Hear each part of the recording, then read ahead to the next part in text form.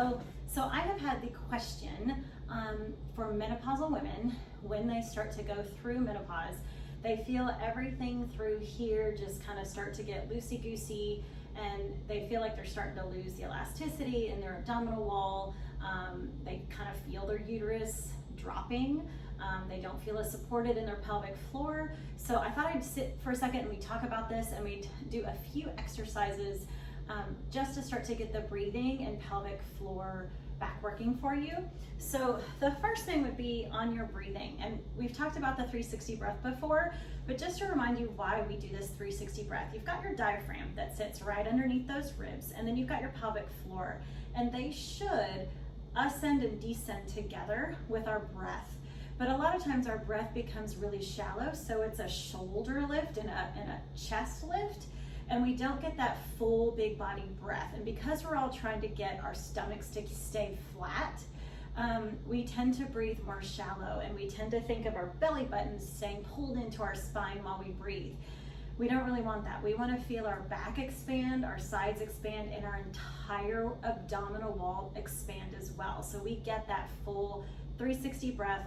All of our abdominal muscles are working. So let's try that first. You can take one hand on the front, one hand on the back. When you're seated, make sure you're in a neutral seated position. So that means you're not forward on your sit bones and in a real extension, and you're not slumped. So all your organs are getting squished, but you're right on top of those sit bones. You feel like you've got a string from your pubic bone up through the top of the head, so you're really nice and long. And we're gonna breathe. So you inhale for at least 5 counts. And you should feel your back, your sides, your belly. So you can have your hands here. You can start to put your hands on your ribs, but you're going to inhale. When you exhale, start to exhale low belly and feel everything narrow in. So I feel from pubic bone to belly button pulls in, I feel my waist narrow, and I feel my ribs narrow. So your ribs aren't flaring anymore. And you're going to do a few of those. So inhaling and exhale. You can exhale through your mouth, exhale through your nose. I would do both just to see the difference. And then if you can see yourself in a mirror, make sure your shoulders aren't lifting and lowering. So inhaling again.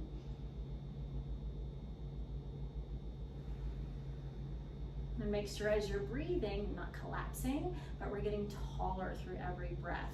So that's the number one. And if we can get a really good breathing pattern, that naturally helps to engage our pelvic floor and our diaphragm. So the number two, trying to figure out how to feel our pelvic floor again. So if you're not aware, you can sit on a ball, you can sit on a chair, sit on a pillow, maybe put a pillow underneath you on a chair, but you're just gonna actually roll forward first, kind of sit on your front pelvic floor, and then just try to see, can you feel it? You have a tactile kind of cue there. Can you feel it? You engage the pelvic floor. So remember, you've got your superficial layers that stop the flow of urine and stop the passing of gas, and then you've got your deeper layers that kind of lift. So if you've ever heard the saying, you're gonna lift your pelvic floor up to the first floor, second floor, third floor, that's what you wanna feel. And then you can kind of sit back on that rear one, and then can you stop the passing of gas? Can you feel that engage? And then come to center. And then take an inhale, and on your exhale, so on your inhale, you should relax that pelvic floor, the diaphragm engages, and on your exhale, the pelvic floor engages and the diaphragm relaxes to push our air out of our lungs. So can you contract just the front one? Can you contract just the back? Can you contract both? Can you stop it? Can you lift it? Okay, so those are just, can you just feel it? We don't want to necessarily hold it for dear life, because that can give you too much tenacity there.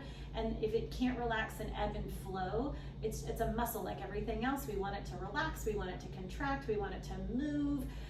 You want all of that stability. It's a big stabilizer in our pelvis. Okay, so then the second thing we're going to talk about is squatting and hinging. So when we go into a hinge, you want to think of your ribs connected to our hips. So when we're standing in neutral spine, our ribs are connected to our hips and we're just nice and even. So a lot of times we can go into this sway back where our ribs are really flared, or you may see this tucked posture where our pelvis is really far forward. In either case of those two, our abdominals are not engaged, and a lot of times then our glutes and our hamstrings are not engaged, okay? So we want to find that neutral pelvis, and when we start to go into a squat, we start with a hip hinge. So that means the ribs and the hips are still connected. Our glutes are long. Abdominals are engaged, but you don't think of belly button to spine. You think of that 360 breath.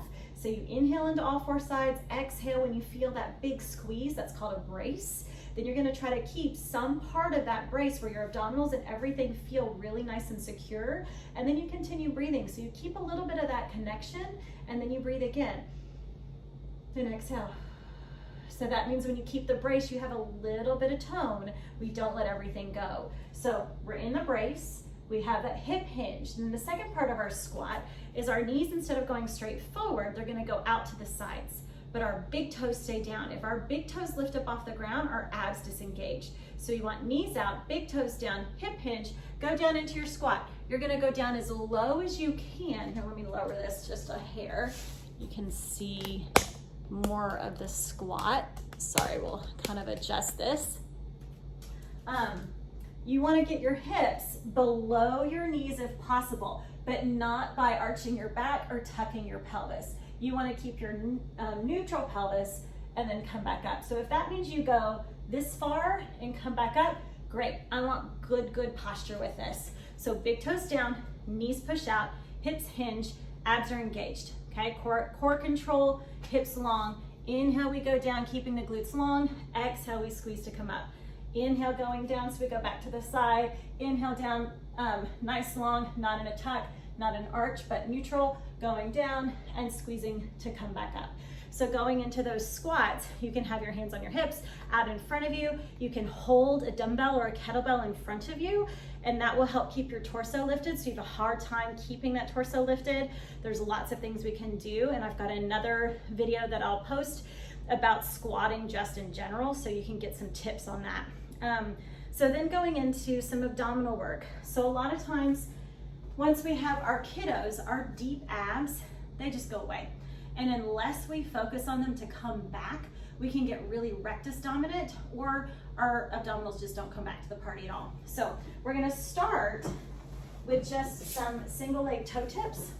So lying down on the mat, you want your arms to be really long. The reason for that is we don't want to just lay here and let our shoulders come up to our ears. So slide the shoulders down. You'll feel underneath these armpits connected. Press the arms into the mat. So you feel from fingertips all the way to the back of those shoulders, really pressing down, okay? And then start with your couple of 360 breaths. So you'll inhale into all four sides, and then exhale, squeeze everything into your midline. So the back of the neck is long. If you feel like it's hard to keep the back of the neck down, just put a pillow or a towel wrapped up underneath your head. So you're gonna take an inhale, and on your exhale, try to lift one leg up to table, and inhale, you're gonna put it back down. You're gonna repeat this side to side. So now, what are you watching for? Why is this such a big deal? You wanna try to keep your pelvis completely still. So thinking of that, you kind of lift your head a little bit, look down. If you can't feel it, you can put your hands on your hips. You wanna make sure right inside the pelvic bones, that's engaging. You're gonna feel that. If that engages, you know your transverse abdominal muscle is starting to engage. You'll know those obliques are starting to engage. If you don't feel anything at all, then the TVA is not coming to the party. So you're exhaling to lift a leg, inhaling down. Now, if that gets easy, you're gonna squeeze the legs together. Try not to change the shape of your spine. This is really hard. Take a big inhale. Start your exhale. When you're almost done with your exhale, try to lift both legs up to table, and then tap them down as low as you can. Big inhale, exhale. At the bottom of that exhale, try to lift those legs without arching your back, so nothing changes in your spine. You'll feel all those abdominals engage. You don't want to feel them push the ceiling, but they stay nice and down and flat. So exhale, you're gonna lift them up, inhale down. Yeah. So then you can start with both legs at the top. If that just lifting both legs up is really too hard, start with both legs up, and you'll inhale, lower one leg down, and exhale, bring it up. So we start from the top as opposed to the bottom, keeping those ribs connected to the hips, and again, inhaling down and exhaling up, and you should feel everything engaged. Inhale down, exhale up, and then again, you can try to get both legs to go down and both legs to come up. Okay, so we're always thinking of ribs stay connected to the hips. We're not changing the shape of our back. We're not pushing it into the mat. So your glutes are long, your ribs are connected, your abdominals are connected. We're doing that 360 breath. So then we can go into leg slides. Arms are long, legs up, keeping the ribs to hips. You'll inhale, slide a leg out. exhale to come back in. Now this range of motion can be as small or as big as you want, but again, nothing changes. And I tend to think from pubic bone to belly button, is that part of my abdominals, are they engaged? Are they coming to the party? Because a lot of the times that feels numb, right? Depending on how we had our babies, even if we had our babies 20 something years ago, you can still get all this back and you can still feel numb. So inhaling out, exhaling in, even if you've not had any babies and you're just trying to find those abs. From pubic bone to belly button, that part of our abdominal wall seems to be very hard to engage. Inhale out and exhale in. Then you can get both legs to go out and in. Inhaling to go out, exhaling in. Again, trying to keep everything nice and flat. And exhale in, right? And then both feet flat, and then rest. Good, so just sway the knees side to side. Inhale over, exhale, come back to center. Why do we do knee sways? They're great for your sacrum. It releases all those muscles around those sacrum area, and we sit so much. That's great to release that area. I feel the stretch right here through that lower back, in through the glutes. Really nice to get that stretch. Okay, so then we're gonna flip over and we're gonna work into planks. So when we're in a plank, you want to feel that same rib to hip connection. So we'll come out. You can come onto straight arms into a full push-up position or come down onto the forearms. So when you come into your plank, you wanna make sure you're still in that rib to hip connection and you can do your breathing. Now, if coming down to a full plank is difficult, start your plank up on something. So make it a higher plank for yourself. You can put yourself up on a box so your feet are lower and you've got more support, and this can come up as high as you want. So if you've got a table, a chair, something where you're at more of a diagonal, that's great. And you just want to make sure those ribs are connected to the hips and you get that 360 breath. So I should feel all four sides of my body work, and when I get that exhale, I exhale from low to high. So you'll come into your plank, shoulder blades are on my back, so it's a lot of shoulder stability, rib stability, core control, bottom squeezing, and we'll inhale into all four sides and exhale. Watch that you don't get into an extended back as you start to get tired, so you keep that rib to hip connection. Shoulders stay on the back, so trying not to round in that upper back a whole lot. We'll do a few breaths here and exhale. So then when you go to your side plank, again, if this is new for you, you can stay up on a higher surface and it can be as high as you need. I have seen, you can go into a side plank with a straight arm. You can also come down to your forearm. This top hand can stay on the surface in front of you. You can also put this top foot down so you can drive the pelvis up, get a lot of space under that armpit, and get a lot of work into that side plank. So our ribs are connected to our hips still, our shoulder blades are connected into our back. We feel the work in our sides, and you want to be able to breathe in whatever position you're in. So you inhale into all four sides and exhale into all four sides. So you've still got that working for you. So going into your front plank, side plank, when you start it, you can hold it for just however long, to see how long you can hold it with good form, and then start to build. Go in progressions that are great for you. So if you can start with 10 seconds, go to 12 seconds the next time. Yeah, you then go to 13 seconds. Just add little bits at a time, and before you know it, you'll be doing minute planks front and side. Now, but keeping the legs straight is really challenging for you, even on an incline. You can bring your knees down, but make sure you find your position first, then set your knees down, because you want to be in your good position.